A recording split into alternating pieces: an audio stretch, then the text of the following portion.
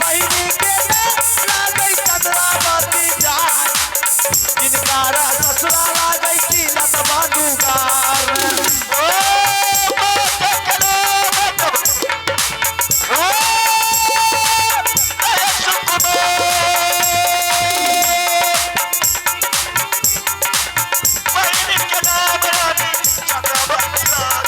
भैयारी लागई रुदल बबुआन संगवा के साथी लागई दे बाबा नदीत में छोटे कबुआ पे रुदल बबुआ जनमा के साथी दे बाबा नदीत लागई बड़ा कहो बेटा लागई इंदल बबुआन बारा दुलरवा बेटा बाबू त इंदल सिंह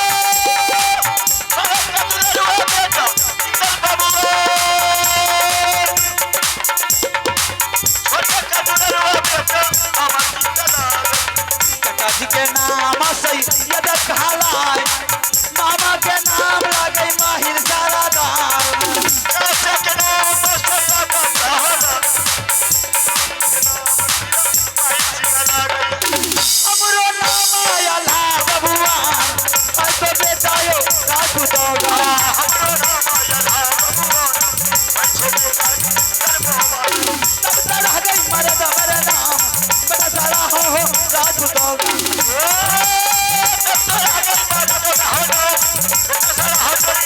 महाराजा कानरवा कहा के बताया हमारा चोरी खाना मार चोरी चोरी कालल काला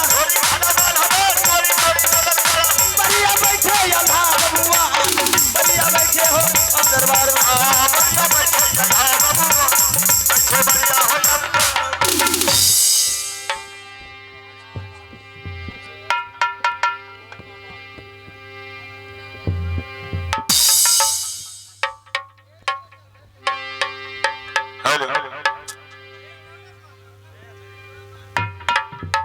हेलो कॉल दे दियो दोनों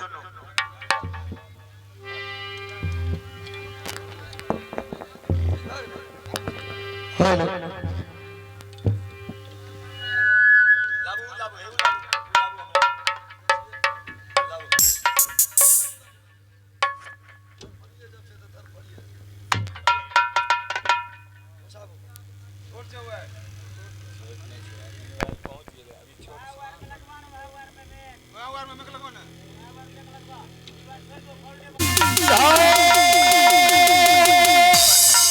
महादेव सुमरा चोरी कलासपति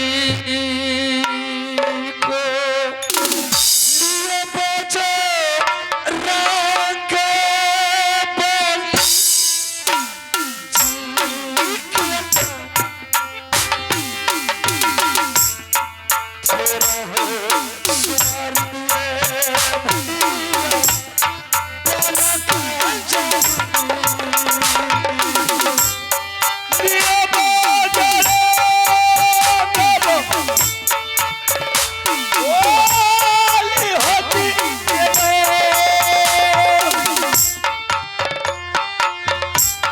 बोल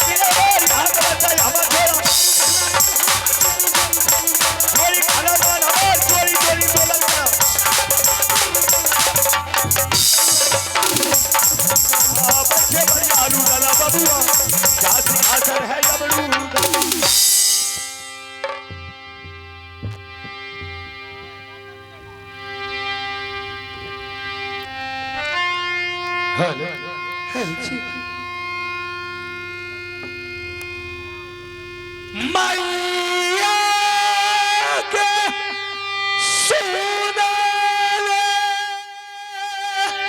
सैरे बाली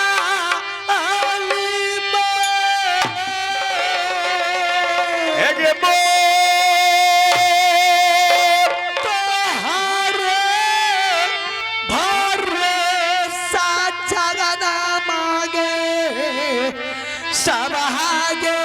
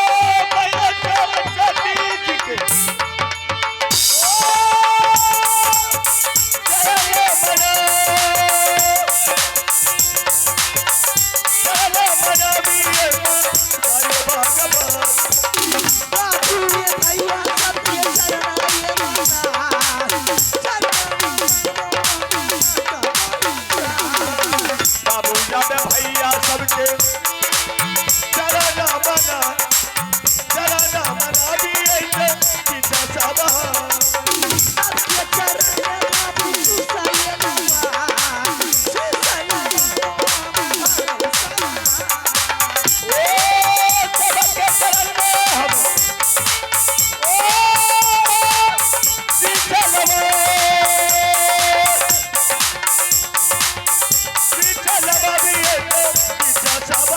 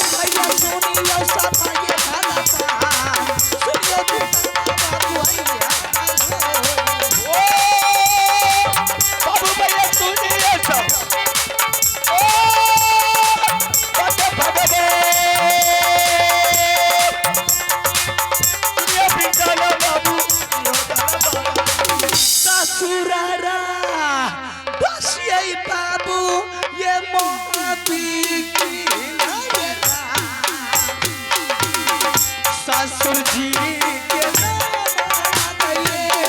राजा ओ ससुर बचिए हम ओ बदकी ससुर जी के नाम राजा ससुर जी के नाम सासू के नाम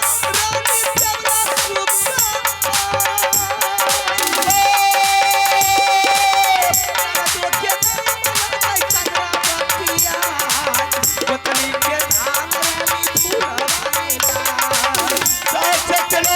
प्यारा सुखा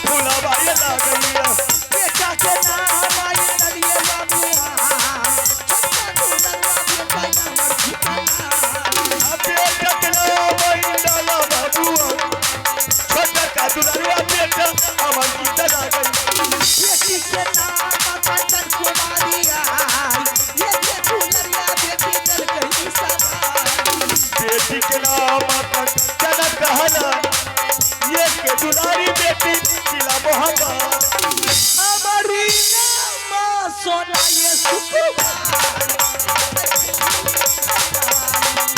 हमने नाम सोना ये सुकुमार बैठे बेटी ये है रंग बहाल के हम बात सुन लेंगे काली बात काली सुना काल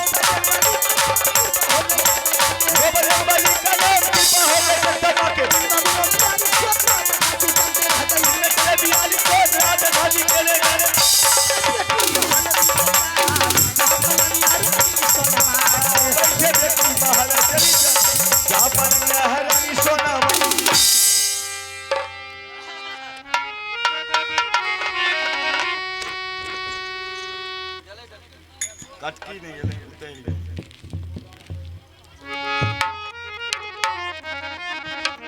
हेलो हेलो चेक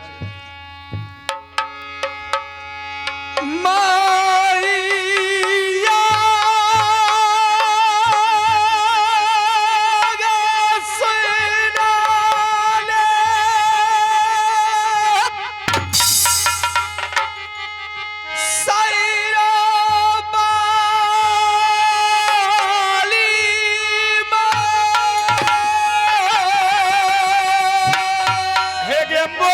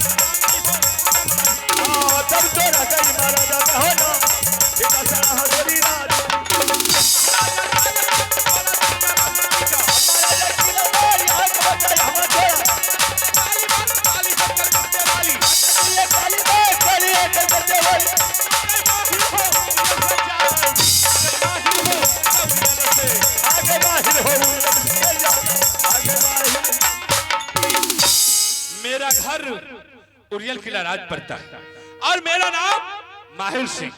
एक कामनो किला में कौन नहीं जानता है कि माहिल सिंह कितना बड़ा ईमानदार आदमी।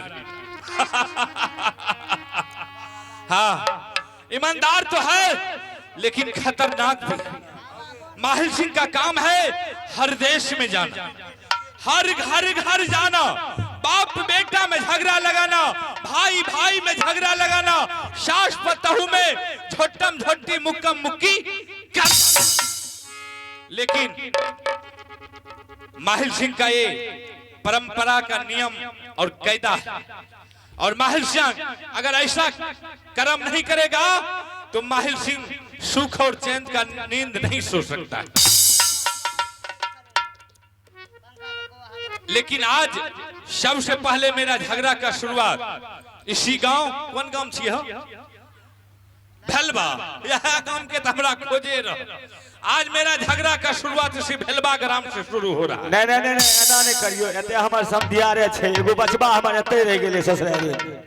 अच्छा, मास्टर साहब का रिश्तेदार है।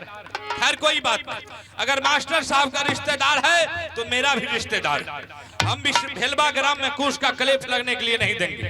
अरे मुझे तो दुश्मनी वहां है, वहां करना है झगड़ा, वहां लगाना है कि जहां की मेरा दुश्मन रहता है। मेरा दुश्मन मेरा भागिन बाबू रुदल सिंह, जो कि हमारे 151 बेटा को पंजा तोड़ करके गंगा घाट में फेंक, और उसी रोज हम कसम खाए थे, प्रतिज्ञा किए थे, रुदल से जैसे तुमने हमारे 151 बेटा को पंजा तोड़ करके गंगा घाट में फेंक दिया है, जब भी मुझे मौका मिल जाए मैं तुमको और तुम्हारे राज को बर्बाद नहीं कर डालूं तो फिर मेरा नाम। लेकिन आज तक मुझे मौका नहीं मिला। आज हम यहाँ से चलते हैं मोहबा किला राज की तरफ, देखते हैं कि कब मुझे मौका मिलता है, और मौका पाते ही मोहबा किला राज को हम बर्बाद नहीं कर डालेंगे, तो फिर मेरा नाम ठीक। अब हम यहाँ से चलते हैं। किया हो रामा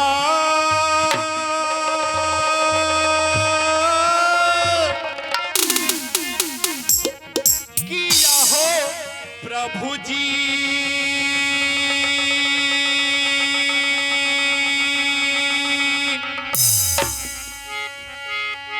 अरे चलै माहिले हो मोहबा किला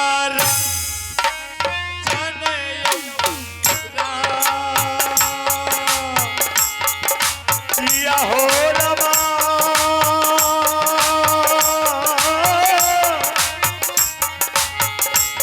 किया हो प्रभु जी, चल माहिल हो मोहब्बत किला ना हो।